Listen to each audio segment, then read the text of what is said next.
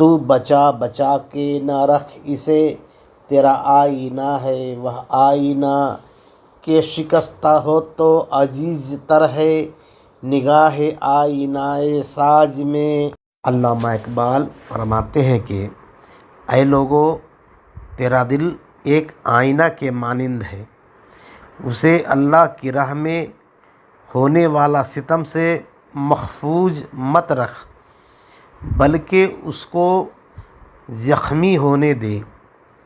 یہ جس قدر خستہ ہوگا اسی قدر خدا کی نظروں میں محبوب اور قیمتی ہوگا۔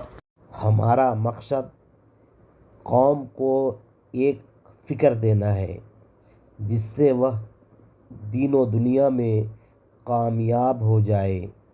اگر ہمارے چینل کو ابھی تک آپ نے سبسکرائب نہیں کیا ہے تو کر لیں۔